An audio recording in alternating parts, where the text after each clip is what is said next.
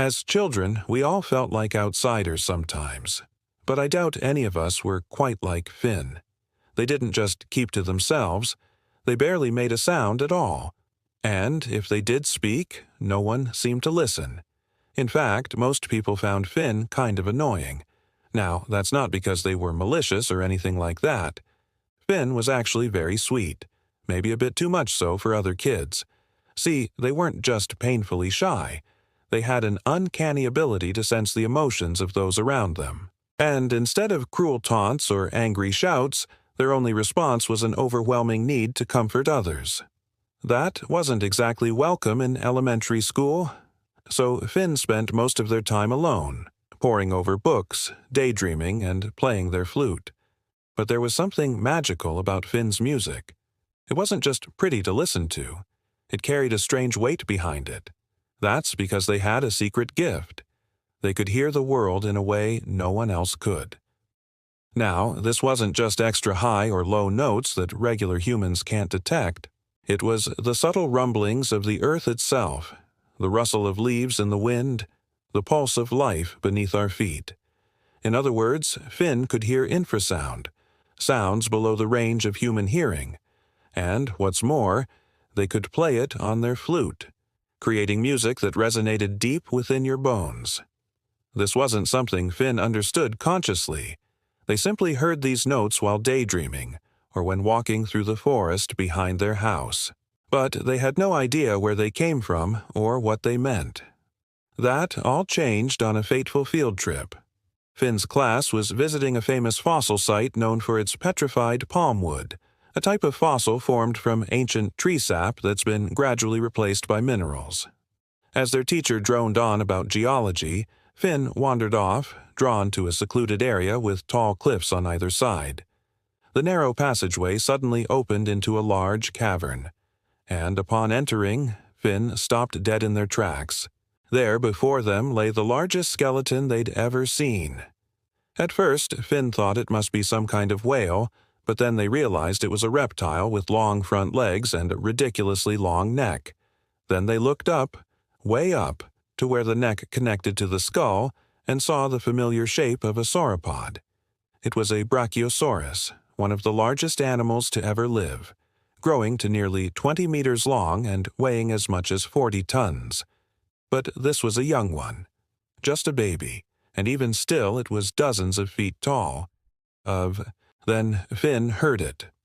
From deep within the cavern came a low rumble like the sound of distant thunder, then another rumble and another until the whole cavern was echoing with them, and it was clear to Finn that these sounds were coming from the Brachiosaurus.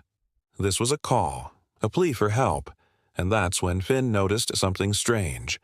Each rumble was accompanied by a slight tremor in the ground, almost imperceptible to anyone but Finn, who had grown up attuned to these things. The calls were infrasonic, too low for any adult to hear, but Finn was different. At that moment, Finn knew they had to do something to help this lost baby dino. But how? Well, they may not have been able to talk to the Brachiosaurus, but they could sing to it, play the only instrument they knew how to, their flute. So, with a deep breath, they began to play. Slowly at first, unsure of what to do, but then more confidently as they began to match the tones of their flute to the tremors of the Brachiosaurus's cries. As their music filled the cavern, the vibrations grew stronger, and soon enough the ground trembled with each note, sending dust raining down from the ceiling. It was working. Then, just as suddenly as it started, the rumbling stopped. The cavern was silent, save for the dripping of water. Had it worked? Did the Brachiosaurus hear them? If so, where did it go? To find out, Finn raced outside to see what they could see from the entrance. And that's when they spotted it. A lone sauropod disappearing over a rise in the distance. Relief washed over Finn, knowing that their music had reached the lost dino and led it to safety. But they couldn't help but wonder, what else could it mean? And that's when it hit them. Just as their music echoed through the caverns, the Brachiosaurus's calls must have echoed through the whole valley. All this time there had been more than one lost dino. Realizing this, Finn didn't hesitate. They ran to their bike and raced off to warn the rest of their class who were still gawking at the petrified palmwood. But as they burst through the trees, they gasped.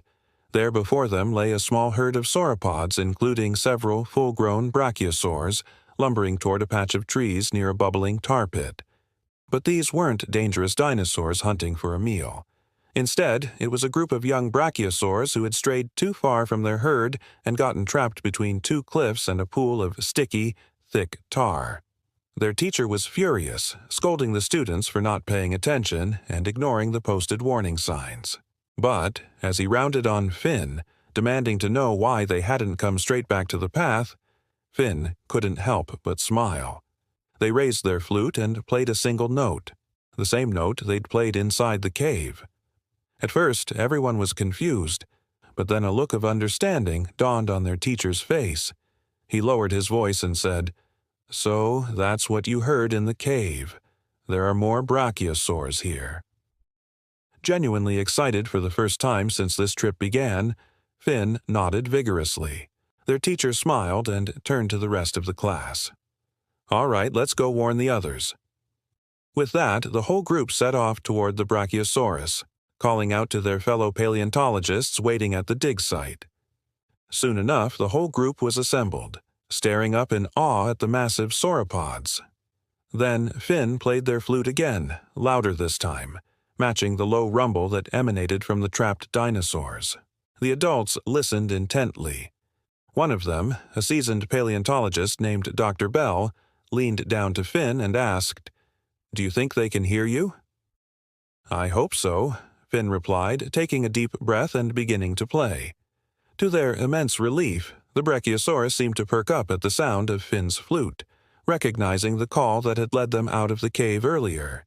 But now there was another sound, another presence, someone trying to help them. As Finn continued to play, the Brachiosaurus began to move forward, stepping away from the edge of the tar pit. One of the adults cried out, "Look, they're coming this way." And indeed, the Brachiosaurus seemed to be responding to Finn's music, moving closer and closer until they were within just a few feet of the stunned onlookers. Then it happened. The baby Brachiosaurus stepped off the path and onto some loose shale, which gave way under its weight, sending the dino tumbling down the slope and right into the tar pit. Seeing this, Finn didn't hesitate. They climbed onto a nearby rock and played their loudest, strongest note, then another and another until the whole slope trembled with each blast of air. Whatever they were saying, the Brachiosaurus understood. With a mighty heave, it pushed itself out of the tar and back onto solid ground. Then it rejoined its herd, which had been nervously shifting from foot to foot as Finn rushed to the edge of the tar pit to watch them go. One of the adults rushed over and knelt beside them, asking, "Are you all right?" Finn looked up with shining eyes and whispered, "They heard me. We saved them." The adult smiled and ruffled their hair, saying, "You did more than you'll ever know, Finn. You showed us all that even the smallest of us can make a big difference." From that day on, things were very different for Finn. No longer were they seen as odd or out of place. In fact, they were a local hero. What's more, they'd discovered the true potential of their gift, their ability to hear and play infrasound. Not only did this allow them to communicate with dinosaurs, but it gave them insight into the world around them in ways no one else could experience. And all because of a special ability that had once made them feel alone and misunderstood.